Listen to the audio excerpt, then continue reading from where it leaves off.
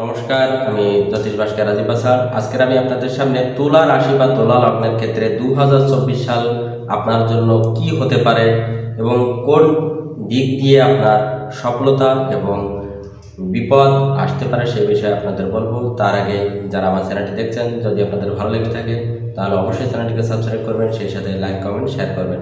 তাহলে তুলা রাশি বা তুলা লগ্নের ক্ষেত্রে বৃহস্পতি কিন্তু 2024 সালের শুরুতে তার সপ্তম স্থানে থাকছে। ঠিক একইভাবে শনি মহারাজ সে কিন্তু তার পঞ্চমে বসে আছে এবং রাহু বর্তমানে তার ষষ্ঠ স্থানে বসে আছে এবং কেতু বসে আছে তার দ্বাদশ স্থানে।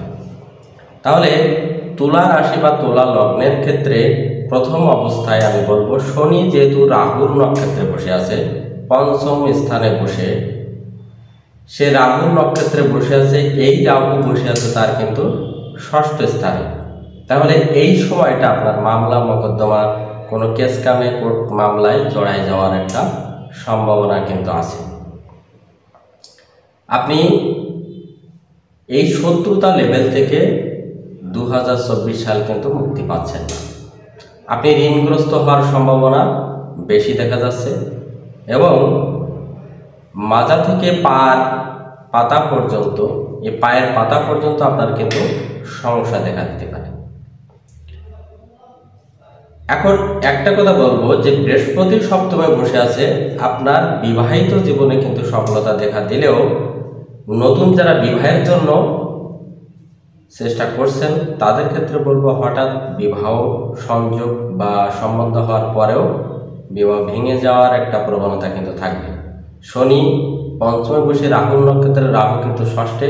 এই সময় অনেকে কিন্তু দাম্পত্য জীবন প্লাস প্রেম ভালোবাসায় যারা জড়িত আছে তাদের কিন্তু সমস্যা চলতে পারে, এমনকি অনেকের জীবনে দুঃখ দুর্দশা আসতে পারে।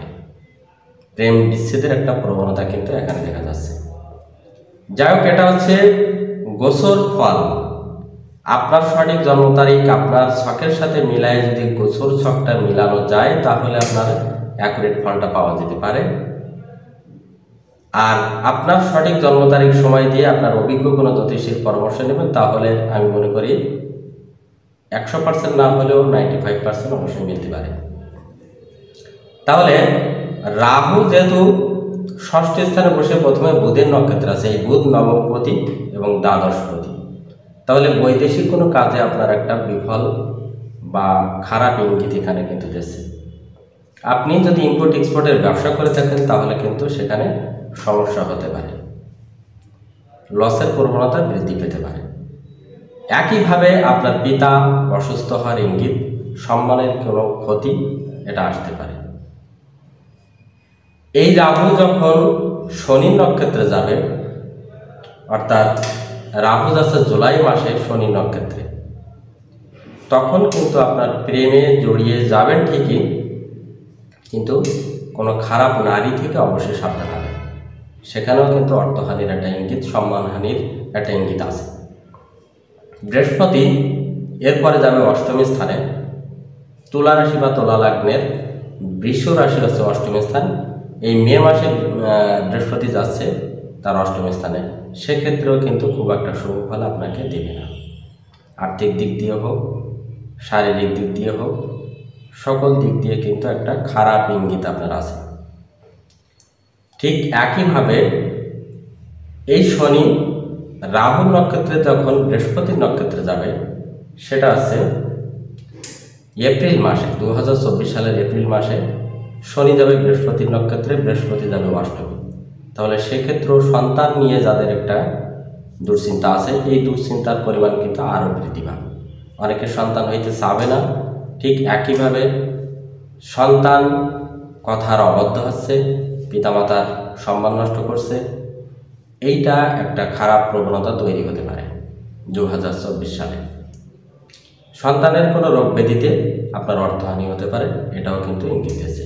তবে সর্বোপরি রাহু যেহেতু ষষ্ঠ স্থানে বসে আছে, মামলায় না জড়ানোই আপনার জন্য বেশি ভালো হবে। মামলা মোকদ্দমা, কোর্ট কেস, এই ধরনের বিষয় থেকে আপনাদের অবশ্যই সাবধান হওয়া উচিত, নইলে জেল জরিমানা পর্যন্ত এখানে ইঙ্গিত কিন্তু আছে। এবার রাহু বুধের নক্ষত্রে থেকে যাবে কিন্তু শনির নক্ষত্রে, সেটা একটা খারাপ।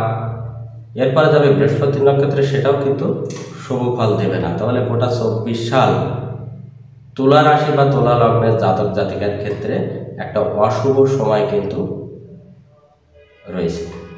তবে ব্যক্তিগত জন্মছকের সাথে মিলায়ে দেখতে হবে যে এই সমস্যাটা আপনার জন্য কতটা বেশি আছে কিংবা কম আছে। যদি আপনার জন্মছকে শনি পঞ্চমী স্থানে, রাহু ষষ্ঠ স্থানে থাকে, কেতু দ্বাদশে থাকে, তাহলে কিন্তু আপনার এই সময় বা 2024 সালটা মারাত্মক খারাপ পরিস্থিতির মধ্যে দিয়ে যেতে হবে। আর বৈদেশিক অনেক সময় কার্যক্রম যে থাকে, বৈদেশিক ব্যবসা কিংবা বিদেশে যাওয়ার যে একটা প্রবণতা থাকে, সেটা কিন্তু বাধাগ্রস্ত হওয়ার ইঙ্গিত এখানে আছে। যাই হোক, এখানে প্রথম অবস্থায় বলবো তুলা রাশি বা তুলা লগ্নের ক্ষেত্রে ইন্দ্রনীলা প্লাস হচ্ছে পান্না এবং সুনি পাথর, বার্মিজ সুনি আপনারা ধারণ করতে পারেন। সেক্ষেত্রেও আপনারা 2024 সালটা সুন্দরভাবে কাটতে পারে এবং এই মামলা মোকদ্দমা বিভিন্ন ঝামেলা থেকে মুক্তি পেতে পারেন। তাহলে আজকের পর্যন্ত সবাইকে নমস্কার, ভালো থাকবেন।